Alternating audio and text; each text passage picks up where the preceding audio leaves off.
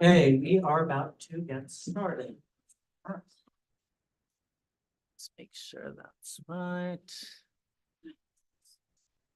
Okay. So welcome everyone to the launch of Providence by Craig Willse. And we are joined by Kyle Dylan Hertz as well. Please give it up.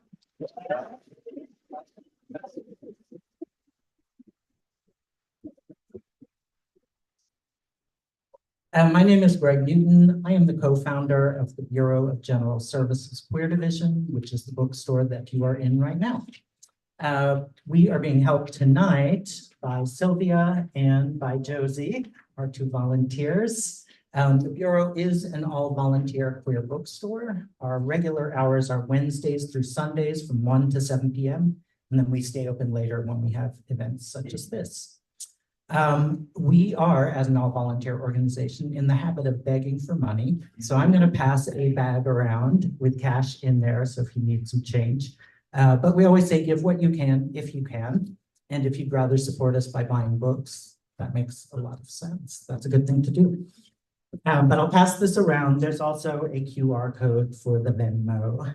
And for those of you online, if you'd like to donate, you can do that on Venmo at BGSQD. Normally our walls have art on them, but we're in between exhibitions, but we're very excited for our next show, which is opening on May 17th, being put on by Dyke Plus Art House, which is based in Philadelphia. And the director of Dyke Plus Art House, Juno Rosenhaus, along with the photographer Lola Flash, are curating a show of over 60 lesbians, over 40. 60 in number lesbians over the age of 40. That makes sense, right? So that'll be opening on the 17th, and that'll be our summer exhibition, which we're very excited about. And we'll also have some programming related to the exhibition as well.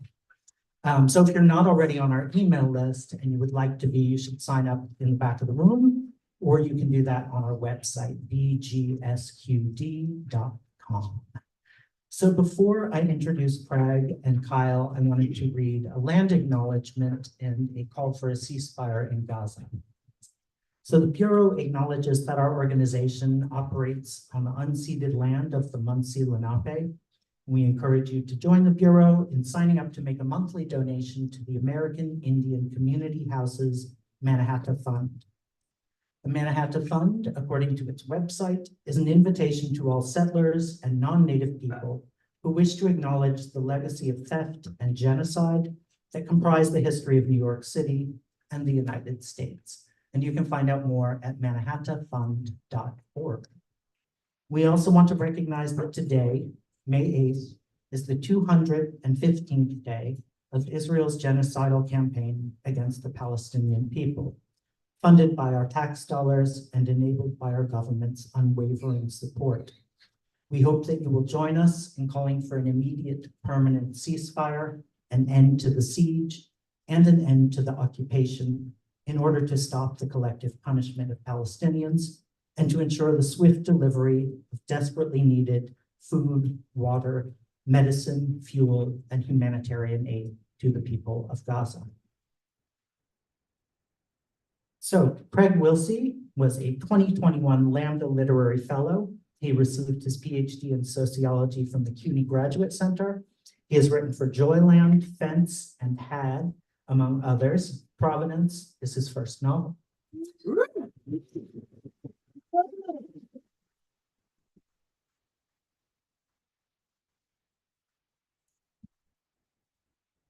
Kyle Dylan Hertz is the author of The Look Back Window, a New York Times Editor's Choice. Vanity Fair named The Look Back Window one of the best novels of 2023.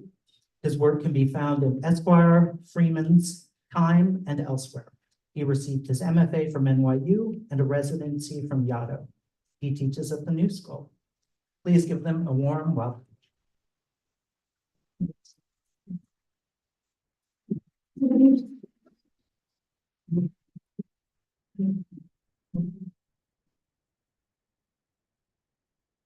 Hi, everybody. How's that? Am I talking? Okay. Thank you so much for that introduction. Thank you all for being here and helping me mark this moment. It really means so much to me. And yeah, I just want to say thank you so much to Greg and everybody at the Bureau for hosting us tonight. And you know, it's particularly meaningful to get to do this event at a bookstore that has signed on to PACB, the Palestinian Academic Cultural Boycott of Israel. Thank you. It's so important that we have those spaces, and it means a lot to me to get to celebrate this book with a group that has committed to the freedom and liberation of Palestine. So thank you for that. Yeah, thank you all for being here. I'm a little overwhelmed at the moment. Thank you everybody who's been reading and sharing and taking the book out of your neighbor's trash. In one case, I really appreciate all the support. And I want to thank my agent Robert, who's here tonight and made all of this possible. And especially want to thank Kyle for agreeing to do this event with me. We met like a year ago, I think, when you were in LA for the launch of your book. And I know there's several people here who've read it on my recommendation and are big fans, as I am. You know, your book is very important to me, and it really means a lot to get to do this with you tonight. So thank you. Okay. Also, Kyle's here with like a knee injury. So thank you for your commitment. And related to that, although I'm excited to talk about the book, I will also take questions about the movie Challengers. And if we move in that direction, that's totally fine with me. Okay, so I'm going to read just a couple pages from the start of the book, and then Kyle and I will have a conversation, and then we'll have some time for Q&A afterwards. Yeah, but thank you all for being here. Okay. Oh, no spoilers today. I know a few of us have read it. We're going to do our best to avoid spoilers. Let's all work on that together. Okay, thank you.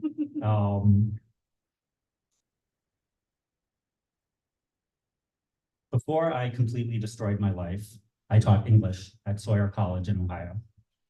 I wasn't the world's greatest professor, but I also wasn't the worst, although it's possible I would become that. The position was an amazing opportunity, or at least that's what everyone kept telling me. When I got hired, someone from my grad program called it a dream job, but in my wildest dreams, I'm definitely not attending mandatory trainings on new innovations in learning outcomes assessment tools. Although to say I had bigger hopes for myself wouldn't quite be true either. I never put a lot of time into hoping or thinking about my own future. What I wanted, or even what I could want, did not often occur to me. I just kind of slogged forward through each day as best I could.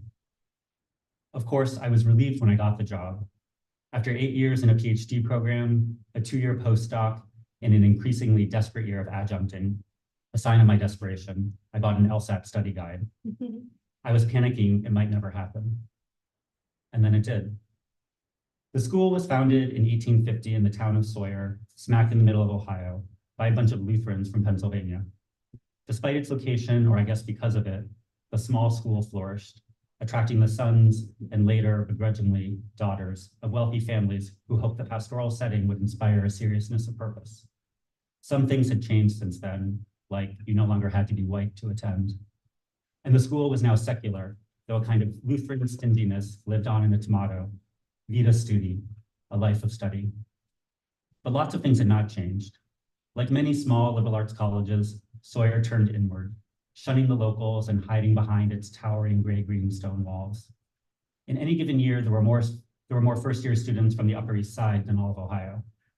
After the last plastics factory shuttered its doors and shipped south to Mexico, townies were left with few options besides Walmart or McDonald's, or, if you were lucky, cleaning up the shit and spills of Sawyer students. A life of study indeed. While obviously much better off, junior faculty were hardly rolling in money. After student loans, credit card debt, used car payments, there was nothing left. I tried to talk with my department chair, Susan, about when the college might lift its pay freeze. The college president called it a necessary tightening of belts as we ride out the aftermath of the recession. He lived rent-free in a small mansion and made $460,000 a year. Given the state of the academic job market, Susan thought I should consider myself lucky. We had over 300 applicants for your position, she told me, not for the first time. By May of that year, the monotony of it all had started to wear me down, and a simmering resentment kicked in. I'd arrive on campus already exhausted and parked my sad little hatchback, hoping after 3 recent stints in the shop, it would start when I returned at the end of the day. Crossing the lot, I passed students descending from gleaming brand new SUVs, shouting about plans to meet up in European towns I'd never even heard of.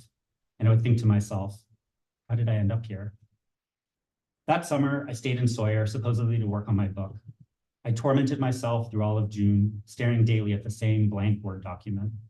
By July, I gave up, reasoning that I needed the constraints of a teaching schedule to motivate me.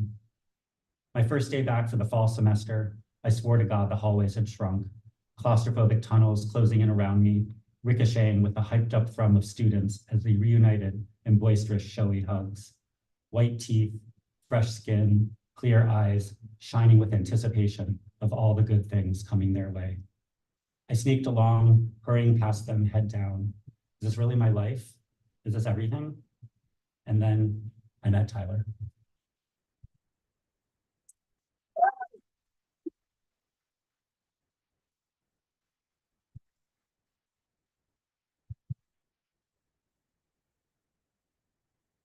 When I met Craig, one of the first things he sent me from my own book was this part about how if you go on a date with someone and they have a PhD, you should run the other way. And it's funny that that's what you sent, considering the book you wrote and just your history. And I think a good place to start for this really, really great book is, why academia and why this academia there at Sawyer College. Great, thank you for that. That's right, I forgot about that moment in your book. It's great. Yeah, I hope for people who have read it, you realize I'm not Mark. Like we have some things in common. And so some of this in this first couple pages of like Mark having this experience of like, I worked so hard and spent so much time to get this thing and now I have it. I'm kind of like, what, this is it. I think, that's not an experience like particular or unique just to academia, but I do think it's like not an uncommon experience in academia. People give up so much for so long, including like, moving all over the place for these jobs. And again, that you learn in the next page, the book is set in 2012. So we're kind of in this period of like, after the recession and the kind of like reorganization of the academic labor market. And so I really wanted to like kind of put that like, the sort of like economic context of like both like kind of the disappointment of like, okay, I worked so hard for this thing, now I have it, but do I want this? And then also like realizing like, actually like I'm not even doing that well financially and I'm surrounded by all these students who are like, have allowances that are greater than my salary. I think all of that like just kind of helped for me, like help build out, like for me, one of the central things with Mark is that like, he's not trapped, but he feels trapped. And I think academia is a great place to feel trapped. And then setting it, I taught for a year in Ohio, and actually I really enjoyed my time there. But but it's also just like, it's a great setting for like to kind of like externalize the sense of alienation and isolation that Mark's having. But I really wanted to like explore this idea of like, he's not trapped, but he feels trapped, and that feeling of being trapped is as real for him as actually being trapped. And so like his choices are limited in some ways, but he also, of course, has lots of choices, and and he makes choices, of course, across the course of the book. But yeah, I really wanted to kind of like get that setting in, like to sort of again create a place that would really like amplify some of those things that he's experiencing. I think a lot of his experience. Also, like I didn't realize this, I think I say something about this in the acknowledgements, but I started writing this book in what turned out to be like the beginning of like the last year at my job. I had like a 10-year job and then I left. And I didn't, in some ways it's like very obvious, like the writing was on the wall.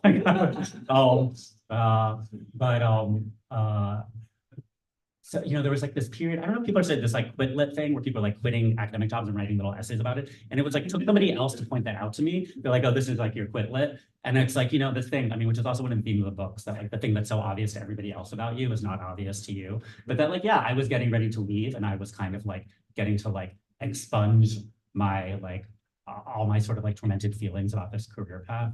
And like, in some ways, I think this book for me was like a fantasy of like, again, I relate to that feeling of being trapped. And I think like, this was like playing out a fantasy of like, what if I really blew things up?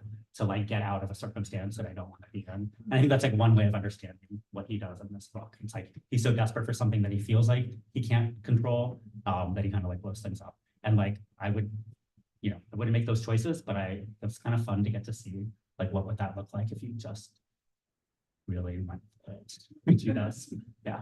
Well, there's that great Renata Adler quote in Speedboat about sometimes you just have to like throw a grenade down where you're standing and look the other way as it blows up your life. Yeah. And it's interesting that, writing this as you're leaving a sort of job in this way makes a lot of sense, especially because the best setting in any book is a setting that totally charges the atmosphere, right? It's something that people say like the setting is a character, which is fine, but in many ways it's bullshit because the setting isn't a character, it has to be an antagonist. And your setting here is an antagonist. Yeah, everyone who's kind of within the halls of Sawyer is finding themselves either like explicitly oppressed or manipulated, whatever it is. And I wonder, as you were working on this, like how did you imagine each character and the kind of stratum they exist in within this realm? Oh, that's such a good question. I think that like, I mean, I'm trying to depict something that's like, I think the great thing about a liberal arts college and also like the terrible thing about a liberal arts college, it's like the way it kind of closes in on itself, but also like thinks of itself as outside the world, but is so like a part of the world and like a place that is like reproducing everything that's terrible about the world. And so it's like you get to kind of like put the world under a microscope in these kind of settings. And I think that like one of the things that I wanted to do with this book, and I think it's related to what I was saying about feeling being trapped, is like relatedly, like Mark feels really powerless, and of course has much more power than he realizes. And I think like I wanted to explore that kind of like the psychic life of power, and again how real that the feeling of being like under somebody else's power is. But I wanted to set that in the world of like actual power and like actual systems and structures of power. And there's ways that Mark is aware of that and lots of ways that Mark is less aware of that, which I think is probably typical for like a white middle class guy, like is sort of the limits of his awareness. And so there's like a lot of discourse in the book about like vulnerabilities around particularly like race, gender, and like sexuality. And so some of that stuff is really explicit. I also didn't want to write a book that was too like teacher, like trying to teach you something. Like I wanted to try to like embed that stuff in it for people to pay attention to, if they're interested in it, maybe. And so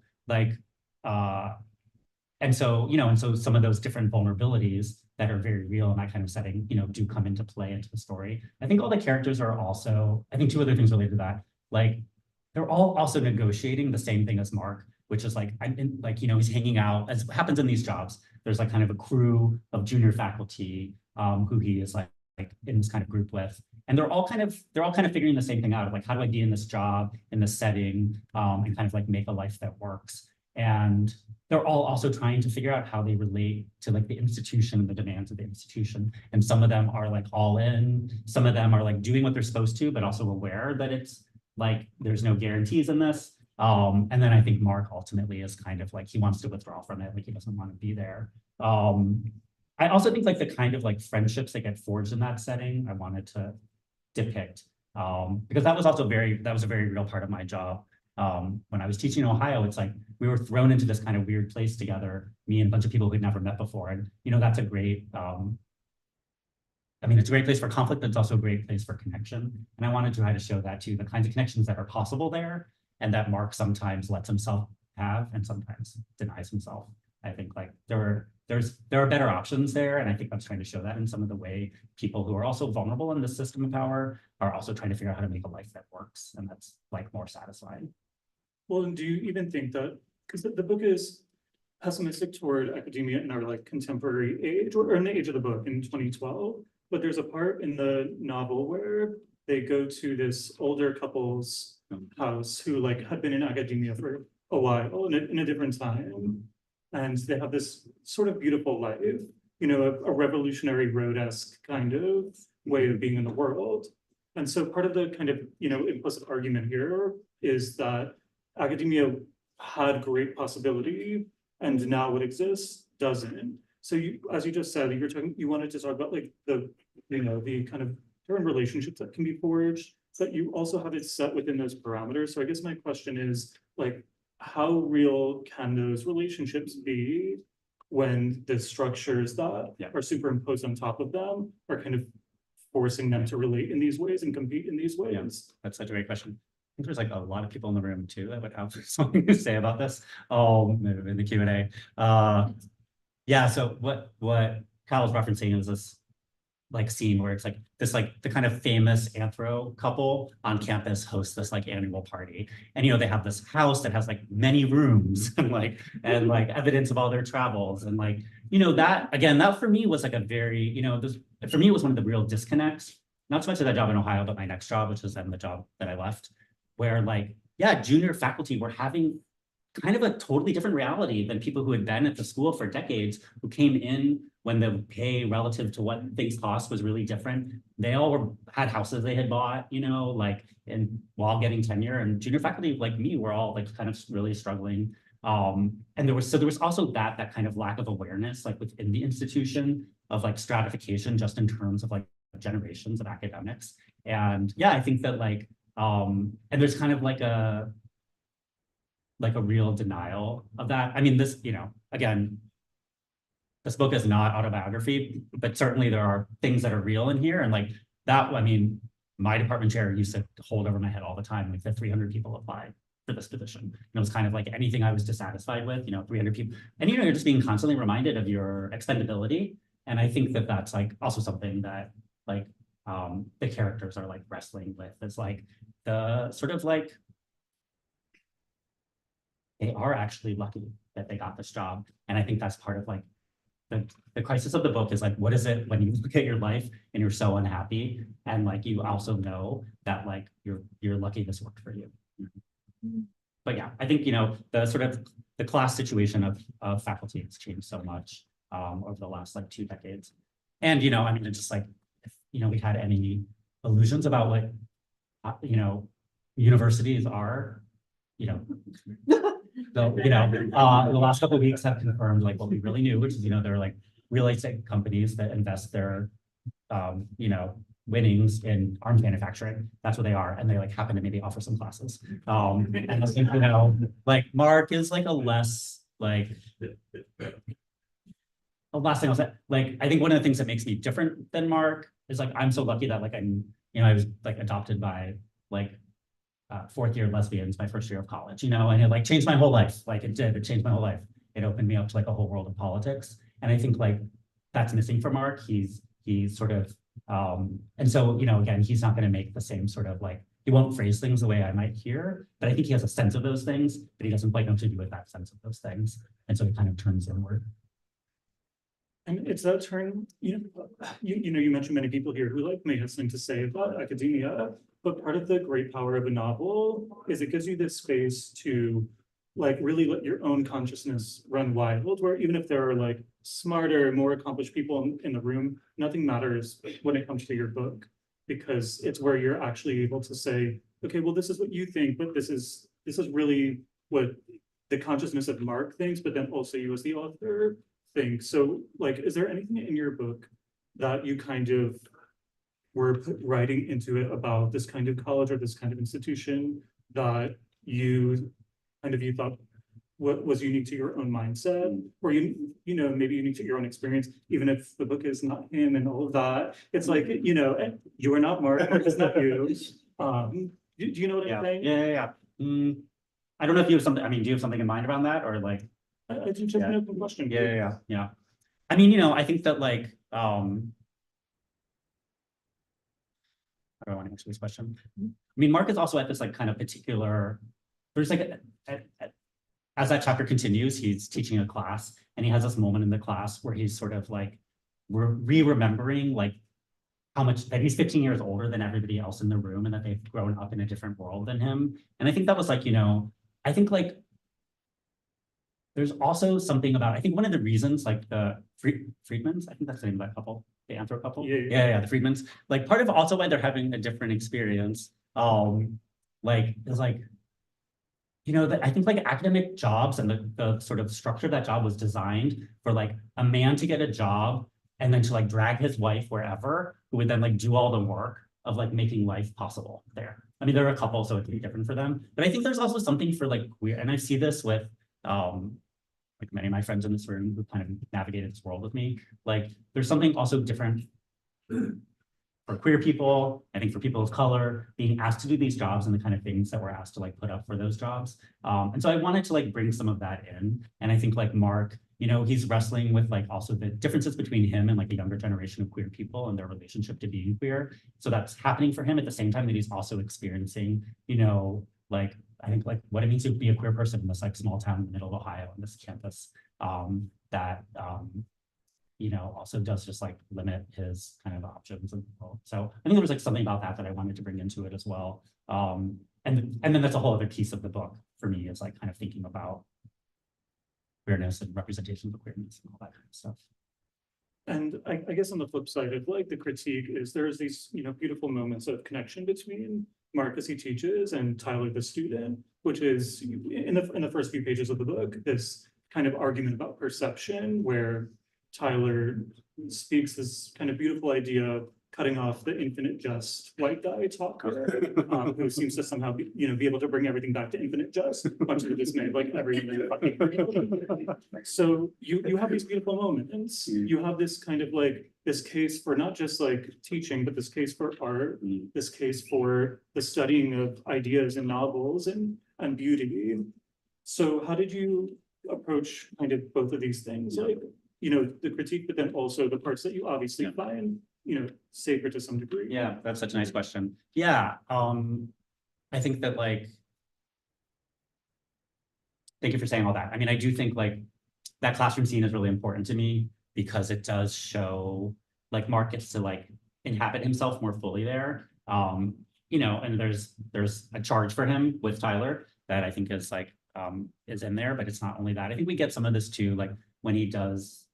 There's this chapter where he goes to do his research in Columbus and he's kind of digging through the archives and you feel him like kind of reconnecting to this thing that really like matters to him. And like, that's again, I think a thing that I mean, this is like this is like also a conversation about like alienation and capitalism, you know, when like things that we really care about and really feel very meaningful, important to us become something we have to do and we have to fill out like progress reports about, or like whatever it is that he has to do. Like, you know, we can really lose touch with like the thing that brought us to that thing in the first place. And that was definitely like for me, like, I mean, for me, the experience of writing this book, like in the process also of like leading that job, was really like rediscovering a relationship to writing that I kind of lost in grad school. As like, I think I became more like narrowly professionalized, but also like, as it felt like a thing I had to do versus like a thing that I wanted to do. And I think that like, yeah, it's like, that's the thing. It's like, you know, like I believe in all the things that a school is supposed to be. I think like Mark and me and many of us are confronting the distance between what a school is supposed to be and what it could be, you know? And I want to show that too with like some of the relationships between people in the setting, like Safi, Mark's friend in this campus, who is like really trying to like make a life work and like doing work that she cares about, but also like finding the good places to eat and like making connections with people in other departments and like all these kinds of things that I think are also like the ways that we learn to survive and sort of like the experience of alienation and capitalism. So I wanted to show that too, that like there's that kinds of life that are possible and then the kinds of things that like squash them or that make them feel like out of our reach. And while you're doing that, you're also like kind of working in your own little queer history lesson for the sickos among us, the dissertation that he's kind of working on about like gay serial killers. Because throughout the book, you have these like different threads. You have these threads on perception, these threads on this kind of like noirish, you know, history of a book like this, and then also the kind of bad gay archetype thing. So why these three things, right? Like why not anything else? Why choose this as the vehicle that you kind of wanted to deliver? I mean, part of the answer to that question is like I don't know, like if someone like knows why or how this is, it's like there are things. So this book has almost nothing in it from like the first 2 drafts and even like not that much from the 3rd draft. Like there's so much that got scrapped as I went, but like the premise of the book and kind of the beginning, middle, and end were there, and they kind of just like arrived all at once. I mean, the bad gay stuff. So, and I can talk about some of the things that kind of sparked that for me. So I will say, before I went to grad school, I was working on a book about gay serial killers. And so I got to like go back and started doing this just because I lived in, I grew up in Miami. I was back home in Miami in the summer of 1997 when Andrew Cunanan killed Gianni Versace, which is one of the history lessons that we get in the book. And I was like obsessed with it. I still have a box of all the like Miami Herald newspapers from like the hunt. And I did, like, I was very fixated, and it did lead me into, so basically like Mark's getting to do the project that I put aside. And so the thing that Mark is kind of looking at is how like,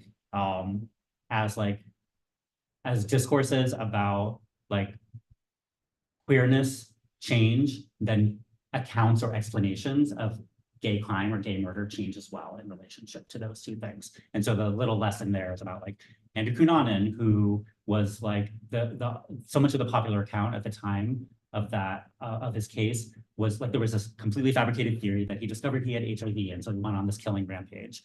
And then there was also this whole thing about his like supposedly like ambiguous ethnicity and how he was hiding and tricking people, which for me was really related to like sort of AIDS discourse at the time and the racialization of AIDS discourse and sort of like immigration panic at that time. So there was like something for me that's like very like, I got to like play with this idea and like give it, you know, pass the project on to Mark. And then it's like related, and then, but one of the like real sparks for this project was like my just, honestly, like just like eye roll annoyance at like reading the same kind of like things online again and again about like, why does every gay story have to like end in tragedy? Mark says this, that's very much me, like talking through Mark. And like, it's like, I don't know, when I would see that, I was just always like, have you met any gay people? like, we're really making a mess out there. Like, and like, you know, that's not like the full account of gayness, but for me, it's a part of queer life that and the thing that I'm like particularly kind of frustrates me about, like, people can have whatever reaction to whatever book. Like, some people want to read stories with happy endings. That's totally, like, that's fine. That didn't sound convincing, did it?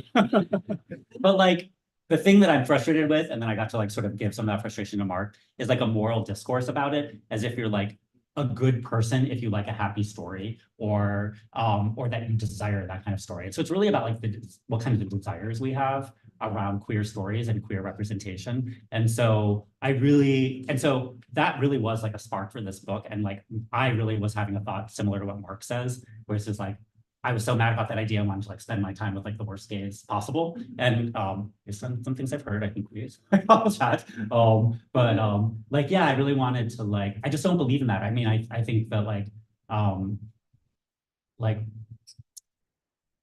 positive representations are one, like they're never full, but also they're limiting, constraining, policing, like they're meant to constrain. And so I really wanted to like push back against that and play with characters that make bad choices, and like increasingly bad choices, but hopefully in a way that like brings the reader along. So I wanted Mark to start by making like kind of more like choices that like maybe we could relate to. And as those choices get bigger, my hope is that like we kind of like stay along for the ride and like be willing to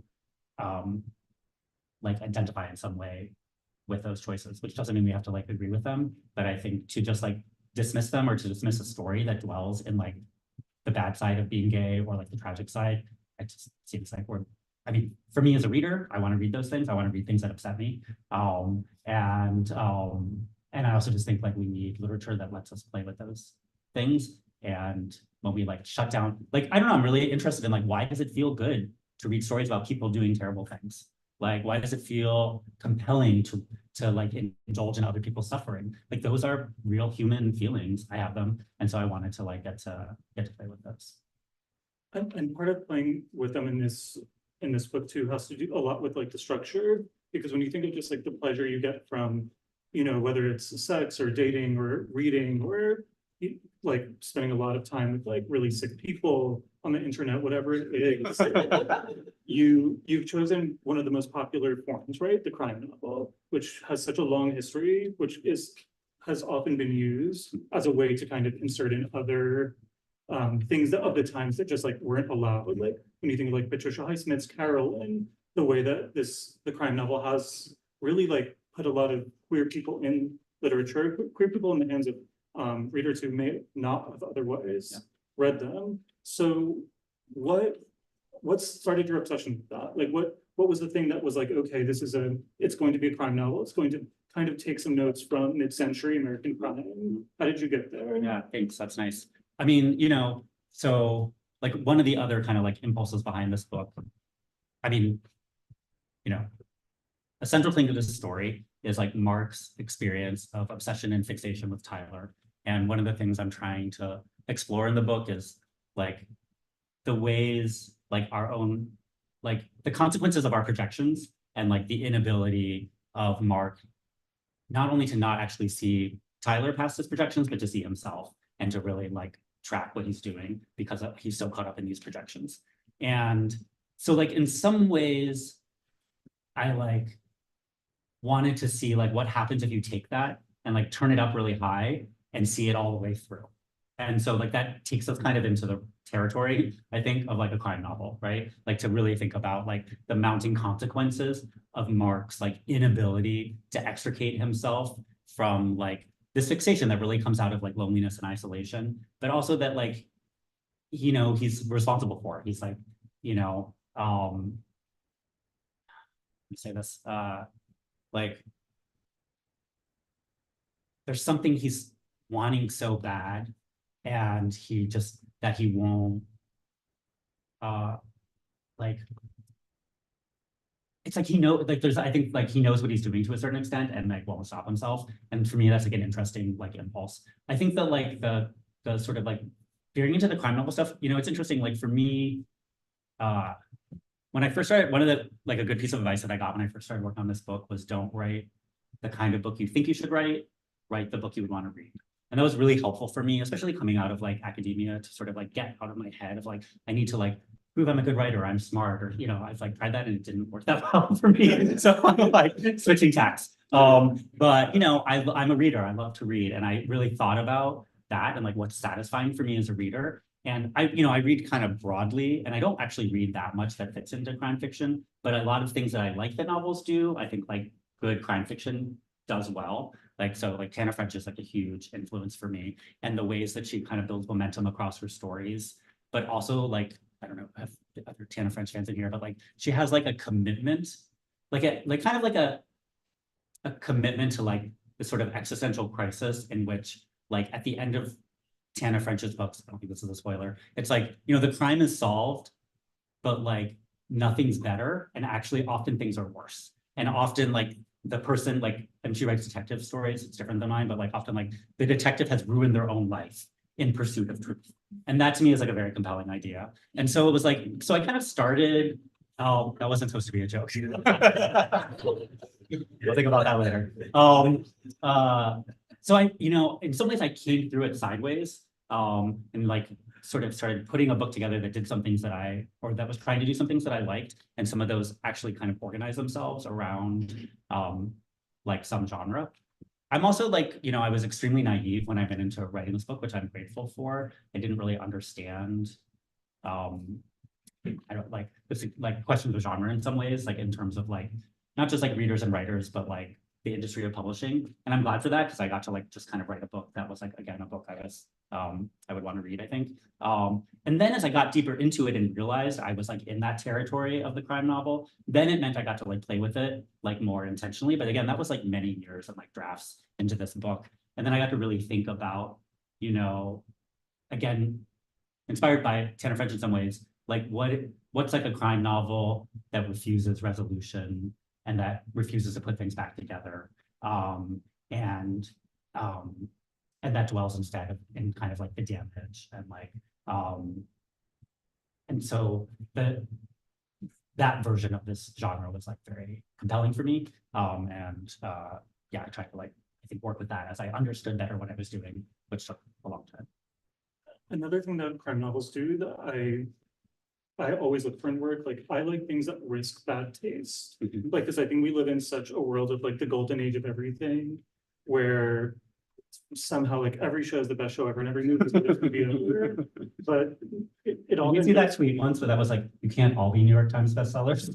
Yeah, like Yeah, exactly. literally like Yeah. that kind of thing. But a crime novel can get really close to like what society thinks of as bad taste as, and you have like little elements in here of that which I love. There's this moment where Mark is talking about how like when he goes on dates, guys ask him like if he's ever been attracted to one of his students. And I just like tapped into like so many dates I've been on in my life, where a guy had asked me that. And it's not a question that would ever occur to me to like ask another teacher who has kind of been in it, because it's not a very sexy job, as like I drive past my students in encampments, I'm 14. You know what I mean? Like it's not, that's, and also it's kind of diluted because if you teach in a liberal arts college, all your students are women. So it's like, you know, it's a little bit like you don't understand what's happening here. But it was one of those things that really struck me as like, oh, this is such a fucking true thing people say. And I don't know that I'd like seen it like this in the book. Have you gotten that question before? Like, That's so funny. Where do you think it comes from? I could love that question. Oh yeah, that's funny. That is another one of the like impulses behind the book. It is a question that, I mean, that part where Mark talks about that is very like autobiographical for me. And I had the same response as Mark, which was like, there is like nothing less sexy to me than going to work. It's like, you know, there's something like deadening about it, actually. You know, so it was like, but I think I uncovered through, you know, those countless like Grindr messages asking me questions about when people found out I was a teacher, asking me about students. It really was like a thing people would go to, that like, there's a lot of erotics for people around this. That was not like, it's not for me, but like that is actually really compelling. Like there's a whole world of fantasy around this thing. I mean, reality too, but like a whole world of fantasy that again was like not mine, but then was kind of a fun one to get to like play with. And yeah, I don't know. I mean, maybe it's just, I don't know. Does anybody else know like why? Is that where we turn to? Like, I think it's like, I think probably like when people are asking that question, there's something they actually want to tell you, but they don't know how to tell you. So they're posing it as a question, you know, there's something they want probably. Yeah. I mean, it's such a weird thing. I don't know what it is. But you did write a whole book about it. So, So I'm supposed to know? yeah. I mean, for me, the thing that like I think the thing for me that's like prior to like a professor-student relationship is this like the age gap between them and the like again the distance that Marx feels.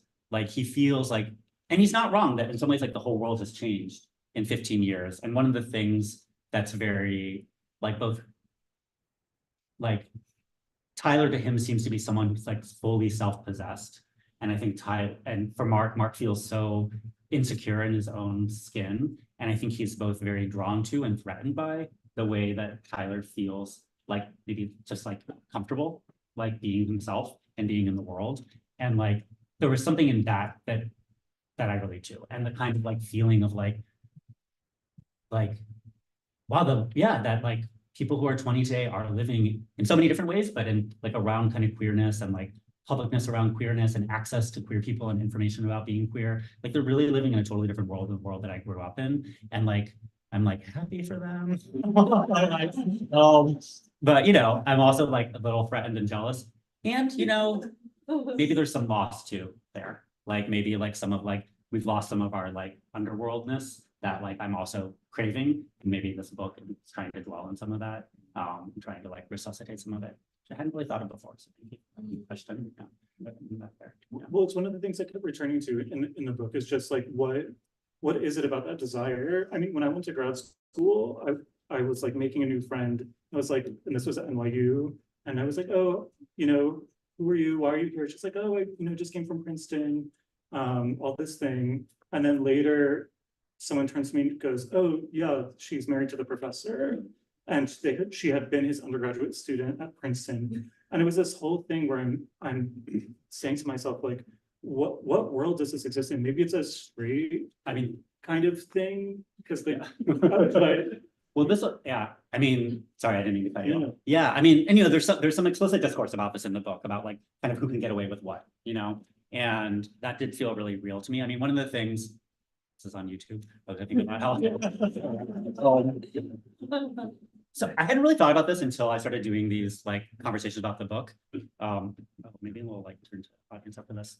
I mean, I had this experience that's like, maybe like somewhere in the background of this too. So while I was still teaching at my last job, I taught mostly graduate students. So, I was teaching adults and I taught classes that got out at 10 p.m. And I was like commuting from Brooklyn to like Northern Virginia. So I had a very like chaotic life at that time. And like the campus is like very suburban. You would have to take a shuttle to like 3 metros for me to like get back into DC where I'd spend the night. So I taught this class this one semester where at the class got out at 10 p.m. and a student in the class who was like headed in the right direction would drop me at like a metro, kind of like close to DC at the end of every class. And the student, like a male student, he didn't work on anything queer. The only thing I knew about him is that he was like a volleyball coach, which maybe I misread what that means. But like it never once in the entire semester that the student was in my class, did I know he was queer or think that he might be queer. And then the next semester, he started dating somebody that I knew, roommate in DC. And this person told me this and I was like, and I had this whole panic and I thought, for an entire semester, my class watched me leave at 10 p.m. with this guy and, in the dark and get in his car. And I realized, had I known he was queer, I never would have done it. I would have fucking sat around for an hour for the campus shuttle rather than do this. So this kind of like, it was this moment of reckoning with like my own kind of policing within a context in which like, that looks like a very specific thing that people are kind of looking for, And so I think that like the policing of that and my own kind of policing around that and realizing some of the limits I might place on myself. And how sad is that actually, that I would have sort of denied myself a ride to the metro, it's like, but like, it does feel like very overloaded with meaning. Again, like at an institution where like that thing between like, really like male professors and female students was like not at all common. Yeah. Okay, so lastly, before we turn into the audience, one of the things that I experienced as a writer with having my book and being on tour is people never really talk about like what, or the readers never, highlight the line you wanted them to kind of be like, okay, like I fucking killed it. Like, you're like, where are my flowers? So the last question to you is like, what in this book, like, do you just like know you fucking killed? Like, I am not prepared for this question. Let me think for a moment. I don't know if I'm gonna be able to, wow, that's such a good question. I don't know if I'm gonna be able to come up with a line. or a scene. Yeah. Okay, this is not exactly, oh wait, I don't give that answer. Let me think for a moment. Does anybody else know? Really? Which one was it? There's like, yeah. So it's interesting because like the foreground of this book is this college campus and Mark and his obsession that grows around the student. There's also a whole story about Mark and his family and his growing up. And it's not the thing people usually talk about, but it is like, I think some of the writing around like is really important to me. And some of the like, I really tried to like pull out like,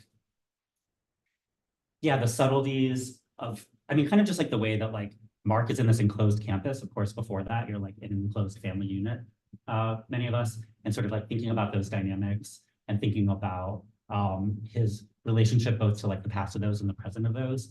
And when people have like responded to that, it's been very meaningful to me because I think that it's like that writing felt, it's different. It's a different kind of writing. It's not like in that like sort of like the pace of, again, the sort of like plot that's driving the book.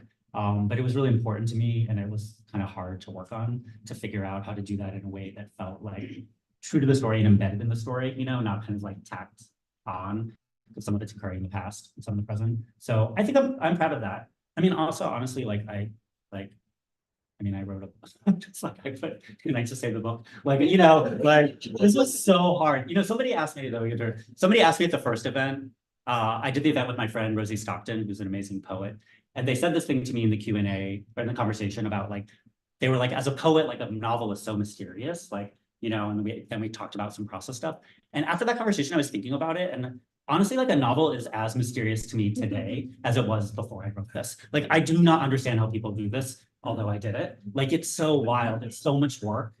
It took me so many years, hundreds of pages that aren't here that I had to scrap, like so much like excavation. And like, I'm proud that I stuck with it. And I'm also like, yeah, there's something really fun about like, it's overwhelming to know how hard I don't know if you're having this experience. But like, I feel overwhelmed knowing how hard this was. I was like, again, very naive, as I try to work on another book. But also like, I'm like, yeah, it's really fun that the mystery of it, that there's lots of stuff in here that I'm not quite sure where it came from, but I think I was able to work with it. And that was a fun process. And yeah, and I'm like happy that I stuck around for it. What a great answer. So.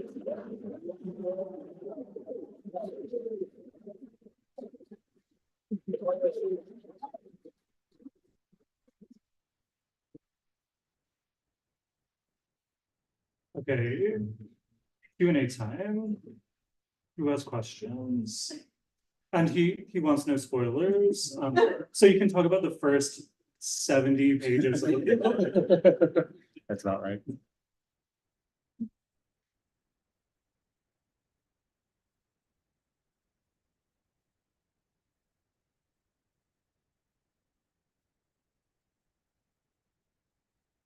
In the back, yeah.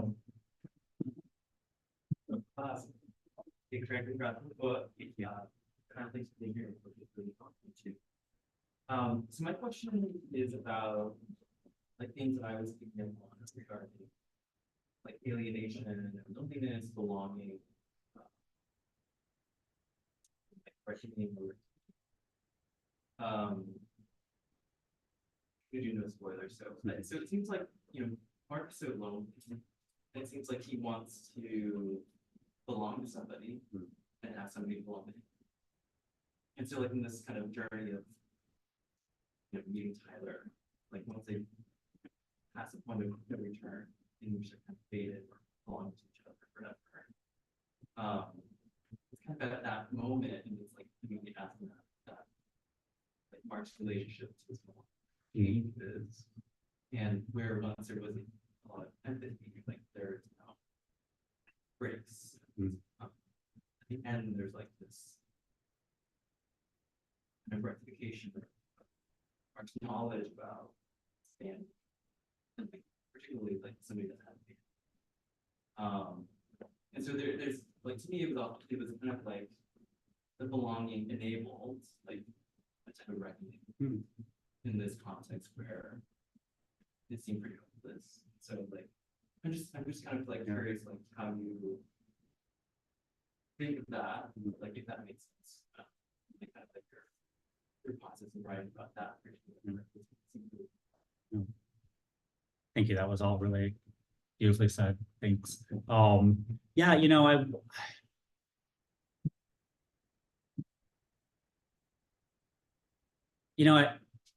I like your reading of that. Again, I'll try not to like give things away. Your reading of it is really nice. I think that like, and there's something actually a little like optimistic in it, that there's like something Mark actually, like he is working something through. Not in a way we would recommend, but like he is working something through. I mean, that family's like, I also like as a reader, like I love reading kind of like family drama stuff. And I wanted to do something that was like,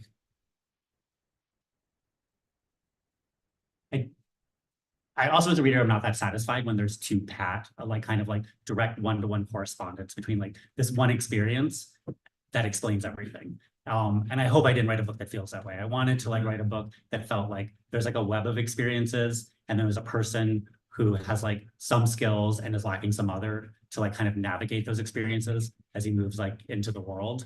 And I think like, yeah, that sense of belonging that he's seeking is, yeah, I mean, I think, there's like a kind of like core loneliness that Mark has that I relate to, but that hasn't defined my life because I've been lucky to find myself in like, many like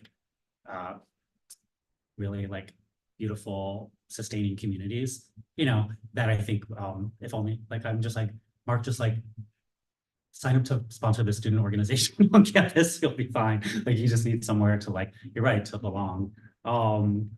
I think that like, and in some ways, like, I think, this is like, I think related to some of the things we we're talking about before. There's a moment that I like between him and he has that college professor who kind of like takes an interest in him. There's these figures across his life. There's his sister, there's Safi, and there's this like professor who's the one who sort of suggests that he, go to grad school and that he pursue this thing. And I think, in some ways he gloms onto anybody who shows some level of interest in him, because he's a little desperate for that. But like, I also think like she saw something that could have been helpful for him, and like sort of some of the promises, I think, of like what like an academic community or community around ideas like might offer. So I think, I was trying to like crisscross all those things again in a way that wasn't like too pat, but yeah, and I think the like what he tries to do around his family over the course of the book, again, like for me, some of that stuff, it feels like some of the most meaningful parts of the book.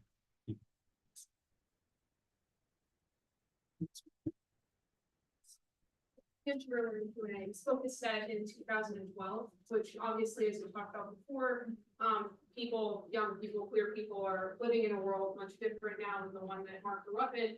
But also that world is very technologically different than the one that we're in today. And like, I think that there's scenes where Mark's like looking at Tyler's Facebook and it's really kind of even shocked by what he can find there. And I guess, did you have specific thoughts about setting it in that time period? Have you ever thought like the book was set in 2023? Maybe how it's different? Like what were your thoughts on that? Thanks. That's a great question. So I will say, actually, when you asked the question about what I'm proud of, there's a whole thing where like Mark gets his first iPhone.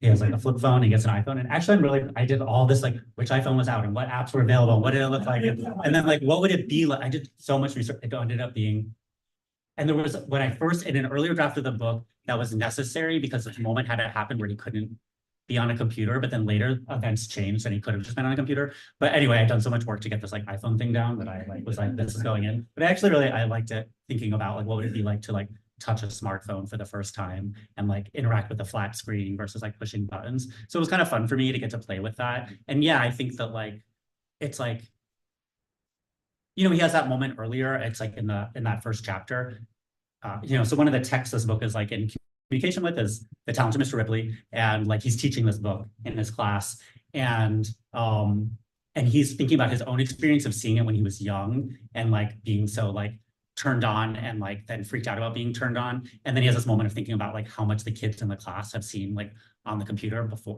already. That's like they're having such a different experience. So also that like the when he's trying to like learn about Tyler and like snooping on Facebook, it's like that's all that was so much less accessible, even whatever that was like 12 years ago than today. And so maybe feels a little more exhilarating, I will also say, apologies to my parents who are here from Miami. Hi. Like, okay, the thing that first got me in 2012 is like, I wanted like the significance of like having sex without condoms to like be in the book. And so it needed to be set before prep, or like, and so it's kind of, I tried to set it the last possible moment I could before prep became pretty common, which I think is 2012. So in some ways it was, and then that kind of like unlocked a bunch of different things for me around the technology, around like realizing, oh yeah, closer to the recession and kind of the aftermath of that. But that detail, again, it's like that thing, and this is the kind of thing of like writing a book. I don't know that anybody else is thinking about this, but it mattered a lot to me. And so I needed, and then I caught the whole other set of problems for me. And then I got to play with those problems and like think about how to solve them, which is like, yeah. Thank you. Yeah, thank you. Were there any other problems you had to solve when writing it? Or you're like writing it yourself? Because this happens every day when you write 300 pages, it's like a much harder problem. I mean, this is like, I'm trying to think of maybe a specific one will come to me. I mean, this was my experience of like writing a novel is that like, it's like each round, I fixed a set of problems that created a new set of problems. And you're kind of like digging in deeper and deeper, seeking that thing where then like the pieces all like really interlock, right? But it took like many attempts. I'm trying to think if I have like a good answer to that. I may not be able to come up with a specific problem, but it was very, I mean, it's funny too. I mean, like I felt this way about the iPhone scene where I'm like, nobody, like you did this to yourself, Craig. Like you are so stressed about getting this iPhone thing right. And it's like the funniest thing because it's like I could have done something else probably, but like I don't know, it's kind of the pleasure of it too, is like creating a set of arbitrary problems and then taking them like very seriously. And then sometimes just then moving and then actually that whole thing gets cut and so you don't have to deal with it. But like, I like that. Like for me, it's like the book is like it's like you're like reverse engineering a puzzle or something, you know? So then you're like, this is the thing I want. How do I take it apart and move all the pieces around so that getting there is interesting and like hopefully not like totally obvious. Even though like I know where we're trying to get. So it's like the problem solving of it is actually a lot of the fun for me.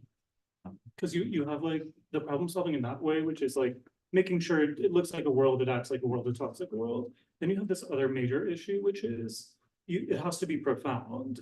And so you're creating everything that you're talking about, and at the same time trying to create this unique private experience that you have with art. And there's one scene you have in the book, which if you've read this book, I think you'll recognize it, where Mark is quite young with his sister Cassie, and she says this like very young, pseudo-profound statement on humanity. And it really it creates this major moment for the character, which is actually a big part of the book. This kind of like simplicity and pleasure at the discovery of knowledge and language versus the kind of applied usage of it in the world, and the way these two things like actually like don't fucking mesh. The discovery at 12 of like, oh my God, like the world is crazy, and then being in the crazy world and trying to impart this knowledge. So is that one of the ways that you were kind of creating the profound effects? Like how did you kind of reverse engineer those parts into the book? So yeah, that's like you're talking about where the first chapter sort of ends. And it's, you know, Cassie, who's like Mark's older sister, who again, we learn about their relationship, like kind of in pieces over the course of the book. And Cassie was one of those things, like, I don't know where Cassie came from, but she arrived alongside like the like serial killers, like the like twink, like it was like a package deal. It was like sister, serial killers, twink. And like, and I feel like I'm really like drawn to Cassie and like fascinated by Cassie. Like she did feel like, yeah, she just kind of arrived. And so there was some version of that scene in the book from the beginning. But the thing that she says to him was a very late arrival, because it took me all those drafts to understand that this is the thing the book is about. Mm-hmm. And there was something else, she said something else for a long time that I knew wasn't quite right, but again, it took me till I kind of cracked like the story that was trying to come out, and then figured out a way to say it. Again, that like I got to be a little more, I think, blunt, because she's 15. And so she gets to say it like a 15-year-old say it. And he's however old he is, like 7 or something. And he gets to like react the way, or 9 or something. He gets to react the way a child would react to something that like maybe would feel more heavy-handed if 2 adults were talking about it. But again, I think ends up being very true for their lives. Yeah. Any other questions?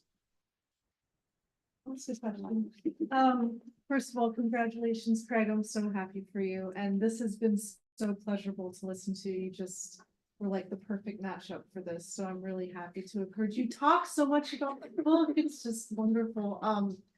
One question I had that I would ask you just one-on-one, so I'll just ask you here. Is, like, it's been so fun to watch you post all these, like, you know, I don't know, like social media posts, Instagram posts from people who have read the book.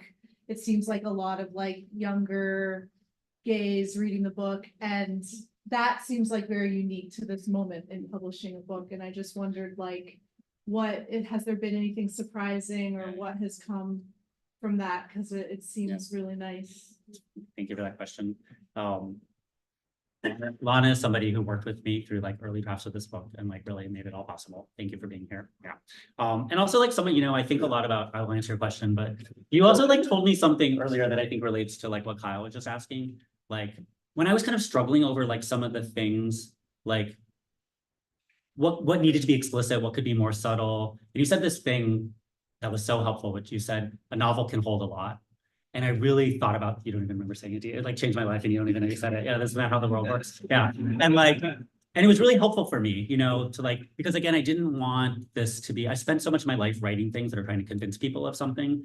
And I think there's a need for that kind of writing, but I didn't want to do that kind of writing here. And I wanted to like, I generally am like more drawn to like literature that like asks questions and that gives answers. And like you giving me that, like that frame was really helpful for that, to be like, so you can like layer in these things about desire, you can layer in these things about the academy, you can layer in these things about this moment in capitalism, and like kind of trust the reader, you know, to like figure it out. So thank you for that. I think about it a lot. Around the social media stuff, I mean, I know like, I think that credit goes to like Nathan from Union Square, my publisher, who like got that book in like the hands of like every gay who reads and has an Instagram account. Very appreciative. It's fun. I mean, it was like a surprise, you know, I went in and I didn't know anything about the industry side of any of this stuff. And like, yeah, the like, obviously like social media side of things really matters. And it's also like a way to like circumnavigate some of like the gatekeeping things in the industry, you know, it's like, these are just people reading. And I mean, some of them are trying to build careers out of that too, great. But it's like, you know, it's like who's posting on Instagram about books is very different than who's like editing the New Yorker or something like that, you know? So it's kind of fun in that way, also a little terrifying, Yeah. you know, like anyone can have good reads. I don't know, like, I feel like I'm in a moment of like very healthy separation from this book. It's like, the book isn't me, it's already having its own life in the world.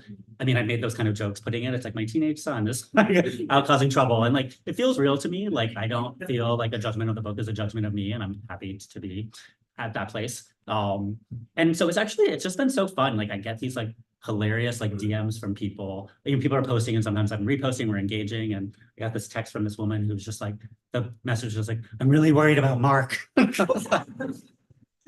should be. I'm like, I don't know, it's so fun to get to have this like real-time experience. Like, you know, that's just like a book is usually so, it's writing is distant, you know, it's like the author's not there, and I'm getting to have this experience of like kind of being over people's shoulder as they're reading. And like, I did not expect, so many of my friends have been reading this book like as it came out. I did not know that that would happen. Kind of resigned myself to like, no one will read this, and that's, you know, my friends, you can't make people read a book. And it's been so nice like getting messages from people, but also getting to interact with people who I don't know at all. And like, I don't know, like, yeah, one of these like young gays on Instagram who wrote me like a very sweet message about like how meaningful it was for him to read sex scenes that felt real, and that felt like he understood, and that like he wasn't finding in a lot of books. And like, that's great, you know? So I know for me, it's been pretty fun. Somebody made this post, this like mood board thing that has all these like, do you see that with like the flip phone and stuff? Like, great, like really fun. People are having and it's cool. Like, I feel that. So people are having their own experience of the book.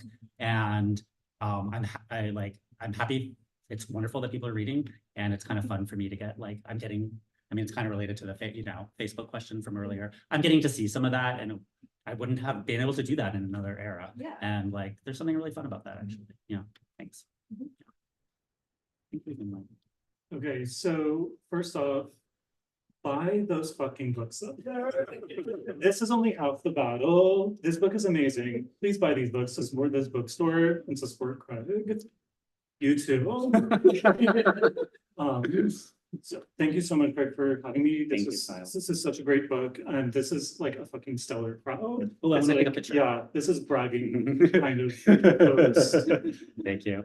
Okay, that was the end. No.